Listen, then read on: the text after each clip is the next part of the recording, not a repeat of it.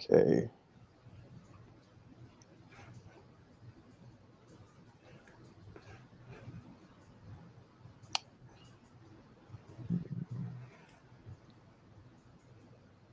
Are we live? Yep, and there we go. Hi, my name is Thomas Johnson, and I'm the founder and CEO of GetUpNGetFit, Wellness and Fitness Coaching Concierge. I'm also a C-suite advisor and investor, and you're listening to How May I Serve You, where I'm constantly on the quest to surround myself with the best coaches while learning how to better serve our executive clientele by asking them, How may I serve you? Today's show is sponsored by GetUpNGetFit. GetUpNGetFit will be providing students with textbooks and school supplies in Cambodia in honor of our guest, as well as our philanthropic mission to impact at least 50,000 people. And today's guest is Stephannie Bermudez. Stephannie, how you doing? Good. How are you doing? Thanks for having me. Of course, of course. Hopefully I'm pronouncing your name correctly, right? Bermudez, correct? Bermudez. Yep, that's right. Okay, Just okay. think of it as the Bermuda Islands, but with an EZ at the end. Awesome, awesome.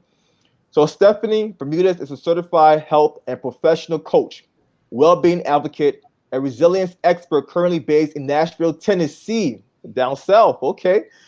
Guided with empathy and relentless optimism, Stephannie helps clients improve their health, achieve their goals, and work towards living a happy, healthy life that allows them to show up as their best version of themselves. Stephannie, that's a great, great mission right there. Thank you. Thank you. Yeah. So, Stephannie, I want you to tell us a little bit about yourself, the 2-minute version. Yeah, absolutely. So thank you for sharing that, and thank you for having me here. Now, I want to share, first of all, my ultimate mission as part as not only what you just mentioned, really helping folks being the best version of themselves, but as a long-term vision, my goal is to really make the world a healthier place through coaching, education, and community. And I believe these are the 3 pillars that really do make the world a healthier place, and individuals feel like they're connected with one another and like they can really achieve whatever it is that they're looking to achieve. So with that in mind, I'll tell you a little bit more about me. So I started my career, and we can go here in whatever direction you want. If you want me, I can go all the way back, or I can. Let's go back. Where you from? How you got started? Talk to me. Yeah, let's do it. So I started my career in the fashion industry a long time ago. And when I started my career in fashion, I realized very early on that I did not find my place in a lot of environments. I really struggled, and I felt like an outcast for a long time. And I felt that way even throughout my childhood in schools. I went through a lot of different schools, and I lived in different countries. I lived in Spain for about 8 years or so before coming back to the United States. I am a New York at heart, even though I live in Nashville. I was born and raised in New York as well. And so starting my career in fashion, I kept on having that feeling of not fitting in. And so from there, I went on to working into tech startups. And when I worked in startups, I moved into more of an HR role. And within that role, what I realized is that some of the things that I did the best, or where I added most value, is by coaching. I didn't know I was coaching though, but the role that I always filled was a role of really serving the team and helping them and guiding them into what it is that they wanted to do and how they would be the most happiest in their jobs. And so a lot of how I did that was through recruiting and a lot of just people operations work and culture work and building culture in an organization. So I most recently worked at a company in cryptocurrency. I know crypto is really hot and trendy right now. So I worked, and I still actually consult for them. I worked at a company, it's called Exodus. They're a cryptocurrency wallet. And what I did there was help build the team and scale, and also do a lot of coaching. And so now I'm at a place where I'm really excited to have my own practice and take all of the skills that I built from that coaching that I did with those folks and those other roles into my daily life with clients. And so a lot of what that looks like is just hearing them out, understanding them, and trying to make them feel like they're not alone. And if that's one thing that your audience can take away, is the value of coaching really is having an empathetic partner throughout your journey that holds your hand and tells you that you're not alone, and that you're valued and you're important and your feelings really matter. And whatever you're going through, you're not crazy. And again, you're not alone in that journey. That's indeed, that support right there is so important. So important, especially having that client coach relationship. You have to have that support. So why did you get into coaching in the first place? Because I know you had a plethora of different jobs and experiences, right, from the fashion industry. What got you into coaching? What was the driving factor that got you into coaching? Yeah. So I think what really became the turning point for me was honestly my own personal journey and my own health journey. And so at a very young age, I dealt with a lot of trauma, and trauma is a really loaded word right now and how people define it and talk about it. But for me, it was just having traumatic experiences like losing my father at a really young age, not living with my parents from the age of 13, and having to have a lot of responsibility and weight on my shoulder when I was really, really young. And so combined all of that with the fact that I had a lot of stress with work, I started working when I was really young as well. It really started to show in my health and in my actual physical health. And so the way that it manifested was I was diagnosed with an autoimmune disease. Wow. I had chronic fatigue all the time. I couldn't do the things that I used to do. I had a lot of food sensitivity. So a lot of the foods that I used to eat all of a sudden made me really sick. I had a lot of digestive issues. And so what you hear now a lot is the mind-body connection. That is very, very true and very, very real. So a lot of the stress and trauma that I had in my body was being, again, manifested and was impacting my health. And so when that happened, as we all do, what we think we do and what is natural is to go to the doctor. And I went to a lot of different doctors. I can tell you, I went to probably at least 10 to 20 doctors. Wow. In New York, I went to doctors in other states. I tried to figure out what was going on and why was I feeling how I was feeling. And every doctor either gave me a prescription medication or told me to go on a diet, lose a couple of pounds. That would help me feel better. And every time I tried one of those things, I felt even worse. And so at a point, I felt like I had to take my health into my own hands. And so what I did was I started reading and learning a lot and educating myself. And once I did that, I realized that I felt really alone. So having somebody with me in my journey was going to be crucial. I needed support. I couldn't do it alone. B, I had to really educate myself and I had to learn my body. So when I say education, it's not just education that you read in a book or online or in a video and YouTube, all these other resources that exist out there. So I needed to educate and learn about myself. I needed to hear my body, listen to my body and understand, okay, what is my body telling me and what does it really need? And once I started figuring out those different things, I started healing myself. I started feeling better. I started losing weight, a lot of weight that I had gained. I started feeling more energy. I started sleeping better. And then the one thing that still remained was work. I had to work. A lot of us have to work. We have obligations and responsibilities. My work was still very stressful. I was under a lot of pressure. And so when I started looking at that from a different perspective as well, and I started really looking at my why and finding what was my why and how could I use my why and my purpose to then focus outward on the work that I did, whatever it is that I wanted to do. I changed my life completely. I went from working for a company to starting my own practice because that's really what my why and what my heart was telling me.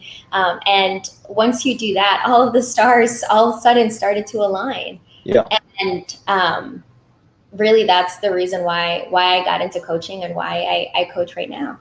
So Stephannie, so while you was doing your research and while you were getting in tune with your body, were you able to come up with solutions to solve your underlying issues? Yeah, absolutely. So I realized that the first thing is every individual is so unique that there is no one size fits all. Yes, Quite indeed. literally, when we think about sizes, I mean, the way that we size our clothes are so different by brand, by country. There is no one size fits all. What's a small at one brand is a totally different size for a small in another one. And let's say you go to Europe, that small is going to be completely different as well. Different. Exactly. And so I share this just to say that we are all so unique. And so once we understand that, everything changes. So I would say that's one of the first things that I learned. Now, in terms of practical things that you can take away, I would say probably a few books. I'm going to start with books. A few books that really helped. One is called The Body Keeps the Score.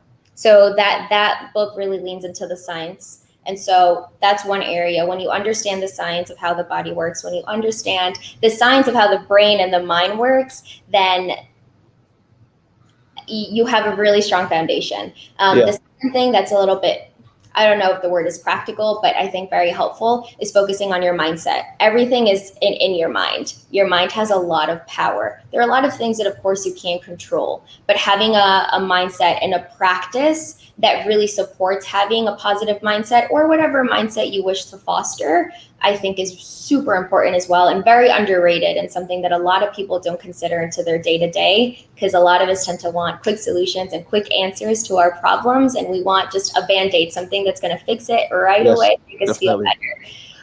So Stephanie, so these were some practices that you followed, right? You changed your mindset by studying and applying what you've studied from in those books, right? Yeah. And you create some non-negotiables for yourself. Yeah, absolutely. Okay. And with that, so how long did it take you to get to that point, though, right? From going through all those issues and visiting all those doctors. You mentioned 10 doctors. That's a lot of doctors. That's a lot of doctors. That's a lot of doctors right there. So how long did it take you before you decided to start to do your research, and like what was the process in terms of the duration? Yeah, so I've been on this journey for a while. I'd probably say that when everything started kicking off with the doctors, that probably happened around 5 years ago. So It's been about 5 years of me really doing a lot of exploration, and I think just a lot of personal transformation and just self-discovery. Yeah. Got it. Okay. So with your experience, with everything you've been through, have you been able to apply those same kind of concept to your coaching practice? Absolutely. Okay. Yes. So I want to first, again, just iterate that everybody's journey is very unique. Yes, so indeed. I'm never going to impress the experiences that I've had onto somebody else, because they have a different background, different genetics. So it'll never be, again, that one size fits all. But some of the things that I do carry on in my daily practice that I recommend and encourage clients to follow are focusing a lot on mindfulness. Again, another very trendy word lately, but mindfulness can be something as simple as having a practice of gratitude, having a practice of sitting down for a few minutes and breathing, listening to your breath, and just settling down. Having a moment to be very present in a moment could be incredibly powerful. So mindfulness, movement, moving your body. And moving your body doesn't mean that you have to do yoga. It doesn't mean that you have to do intense cardio, that you have to do Pilates. You don't have to do all of that. Just move your body, get up, walk for a couple of minutes, shake your body. I have a trampoline in my very small apartment, because I know that if I jump on my trampoline for 30 seconds every morning, or if I'm having a moment in my day where I don't feel as great, that's just going to lift me up. So it's all about breaking those patterns and changing how you feel in that moment. So movement is very, very important, super important. Yes, indeed. I always try to put my clients on that path. That's awesome right there. You know, it's funny you mentioned that, because it's so important to move your body, because movement is life, right? If we don't move our body, our blood circulation decreases, and the way we feed ourselves through our bloodstream, right? Our blood. So movement is literally life. So I'm glad you have these practices that you follow. Yeah. So what type of, I know there are different type of coaching styles, right? What's your coaching style?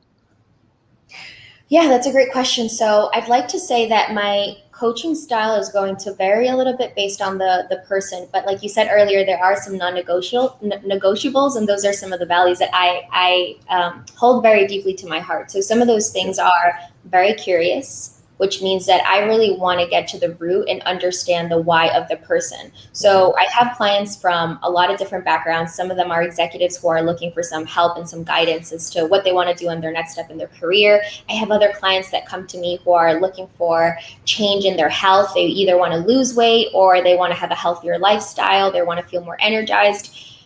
With all of these different clients, I always focus on the why. So one of the things that I do when I start is I have clients fill out a form.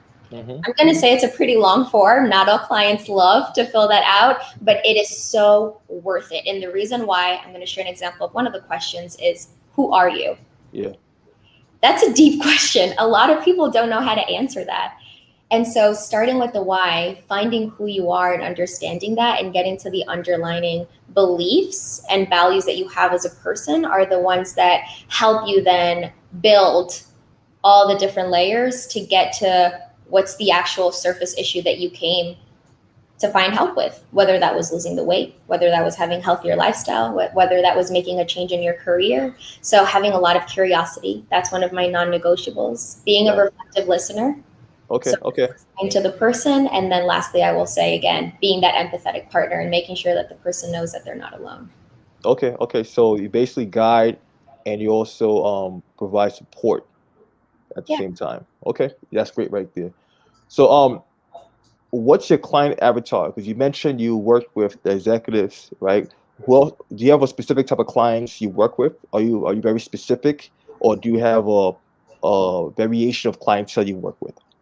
I have a lot of different clients that come from various backgrounds. And I think that's because my background is so diverse alone with a lot of the experiences that I've had that I think a lot of people are able to connect with that. However, generally speaking, a lot of the clients that come to me are folks that are probably struggling with something in their life and feeling a little bit lost, maybe feeling tired or fatigued. And tired doesn't necessarily mean because you're unhealthy or not eating the right things. Sometimes tired means that you're feeling a little bit hopeless with your purpose or with what it is that you want to do in your life. So a lot of times it's that hopelessness or that feeling of being stuck. So I'd say that's probably the biggest commonality when we think of an avatar. And again, I know that's very broad, but anybody who's really looking to make that kind of change in their life. Got it. I love how you mention emotional fatigue, because a lot of people don't even use that as a factor for a person being tired. Emotional fatigue is when you're emotionally drained. It takes a lot of energy. It takes a lot out of you. So I'm glad you also highlighted that. Yeah. So absolutely. if someone was looking for a coach, what traits would you advise to look for? Okay, I love this question, and I'm actually going to reverse it if it's okay with you. I'm going to tell you, or actually, I'm going to speak directly to the audience here. This is what you should not look for in a coach. There we go. Do not look for someone who is giving you constant advice or who's telling you what to do. A coach should never be telling you what to do. To the contrary, a coach should be listening to you. And you have all of the answers for whatever it is that you're working through. A coach doesn't have the answers because they haven't lived your life. They're not in your role. They're not living the life that you live. So do not work with somebody who's mentoring you or giving you any kind of advice. Do not work with someone who doesn't validate your feelings. Make sure that the person that you're working with makes you feel really, really comfortable, because that's the only way you're going to see true progress. If you open up, if you feel comfortable and connected, that's when you will open up and be you, your authentic you, and you will allow change in your life. And then lastly, and I think this is pretty important, is do not work with a coach who has their own agenda and their own goals. If you start working with someone who tells you, this is what I'm going to help you do, probably not the best fit, because you have your own goals and your own agenda, and that's why you're looking for a coach. So somebody who's going to be very supportive and put your agenda first before theirs. Hopefully that resonates and that makes sense, but I think this would be the best advice that I could give somebody who's looking for a coach. Got it. Can we highlight the first one? You mentioned do not work with a coach that gives you advice. Can you give me more of an example of that? Yeah, absolutely. So as a coach, we do play a lot of roles, which means that there will be times where there's information and education that we can provide. And in that case, we're playing the role of a teacher. We're educating, we're teaching the person. That's very different, though, than from wearing the hat of a consultant. Sometimes, occasionally, that will happen, but truly in your role as a coach, you're not telling the person what to do, right? So the role of the consultant is somebody who comes in, fixes the problem, finds the solution, and then walks away. The role of the coach is the person who comes in, helps the person understand the problem, how they got to the problem, and what they need to do to move forward so they can solve that problem. And if they have that problem again in the future, they have a toolkit that they can now use themselves. Does that make sense? Got it. Okay. Got it. Thanks for thanks for highlighting the two right there. So I like this part of the conversation. Yeah. Do you mind sharing with us a success story of a client that worked with you and they found tremendous success? Can you share one of those stories with us? Yes, absolutely. So this is actually going to sound really funny, but my the client that I'm most proud about is actually my significant other. Okay. My significant other is somebody who basically fell into the category of all of the things that I mentioned earlier. He was burnt out, overworked, working 60 to 80 or more hours a week on a job that was not very fulfilling. He felt very unhealthy. He was not moving his body. He had gained a lot of weight. He was feeling hopeless, purposeless. Overall, he was not feeling good at all, emotionally, mentally, or physically. And so a few years ago, probably I'm going to say 2 years ago or so, we made an agreement and we said, I'm going to help you, but you have to trust the process. And we have to try to remove the barrier as much as we can. There you go. We have a partnership, and this is more of a relationship where I'm going to encourage you and push you, right? And this is something that I tell my clients as well. I am not here to please you. I am here to serve you. And so once we had that agreement and we both agreed to that, then we were able to move forward in making a lot of different lifestyle changes. Okay. And so he went from, again, overworked, burnt out, overweight, not feeling good about a lot of areas in his life to today feeling amazing, feeling very passionate about what he does, feeling very excited and motivated, inspired, intrinsically motivated and inspired, which is amazing to see and to feel that feeling. Very healthy as well. He's changed his life in a 360. And so I can give you more detail, but this is mostly the one I feel the most proud of because I've seen the evolution and I've seen all of the feelings and what that process looks like. Because oftentimes you meet with a client maybe once a week, twice a month, but you don't see behind the curtain some of the work that happens on the back end. They have to do that work. And so being able to see that closely is pretty awesome. You know what? This is actually a great testimony because this is a person that you love, somebody that's close to you, right? Yeah. And oftentimes when it comes to us dudes, us guys, we are a bit egotistical when it comes to asking for help, especially from our significant other. And you're able to get past that boundary and make him agree, come up with an agreement so you guys could get to the next level together. So one question. Yeah. By working together, did it strengthen your relationship? I think it did. Yeah, I think it did because the one thing, and this is true, I think, of any coaching relationship and something that I emphasize is this is not a fight against each other. So if I tell you something that you don't like, if you tell me something where I'm like, come on, I know you're better than this, we're not against each other. We're fighting towards a goal. And in this case, in the coaching relationship is your goals and where you want to be. And that's true, again, of any relationship. So in my personal relationship with him is we're not fighting against each other. It's not about who's right here. We're both fighting towards having a healthier, longer, happier life. And so once we really agree to that, that definitely strengthens a relationship. And I think that is the key to having that change. That's awesome right there. And thanks for sharing that story with us. So I could tell you are a driven person, right? But what drives you?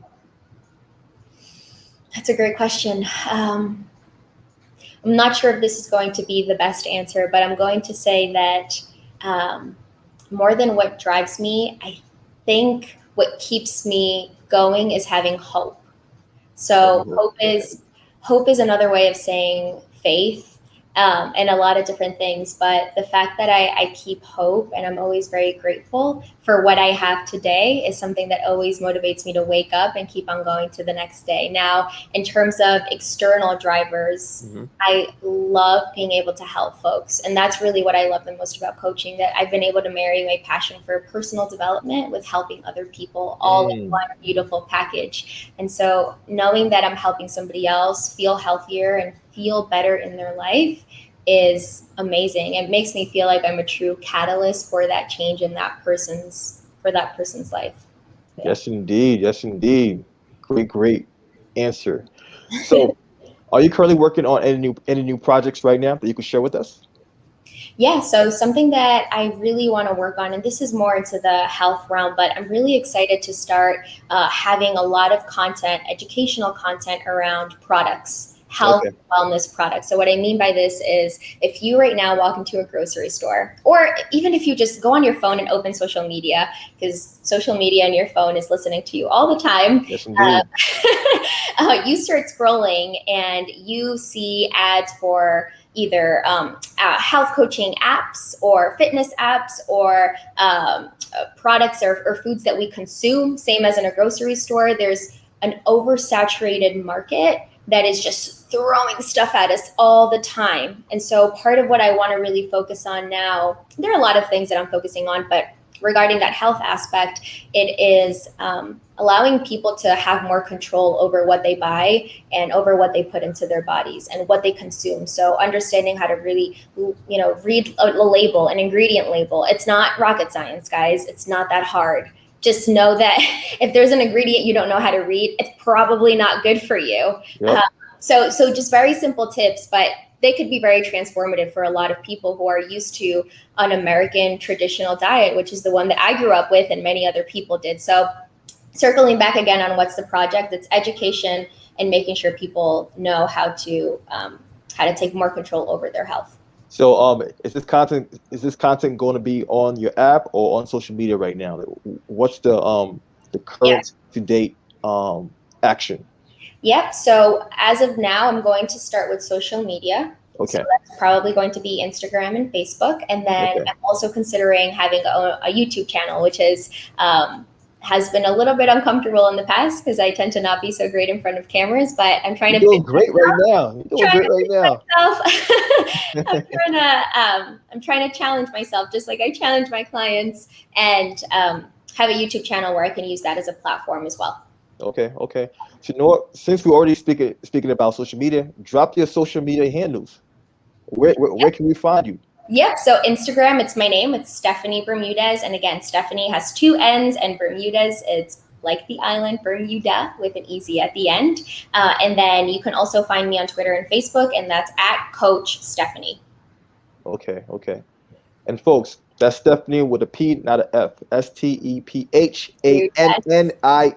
Okay, yes. Not with an F. And it's 2 N's, not 1 N. Yeah. So Stephannie, thanks for coming on board today. Thanks for joining us. And this conversation was definitely necessary. And I'm pretty sure the listeners and viewers will benefit from this conversation. So, last but not least, how may I serve you, Stephannie? Oh, that is a great question. I'm going to throw this one back at you. If we were in reverse roles, what is something you would want to hear? It's actually a pretty good question right here.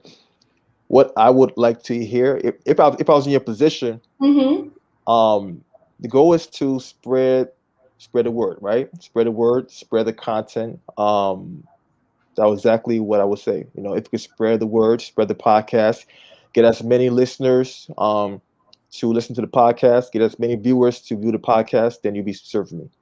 Those would be my exact answers. I love that. And what I love about that is that I was thinking the same thing. It's all about trying to spread that word. And I think although our missions are slightly different, we're working towards that same goal, and we're working towards having a lot more, and really just helping the world and having a lot more visibility into the amazing things that we're working on to make people feel happier, healthier, and live a better life. Yes, indeed. So you heard it from Stephannie, folks. All right. Continue to live a happier, healthier, and better life. All right. We're out. Take care. Tune in next week. Thank you. Bye.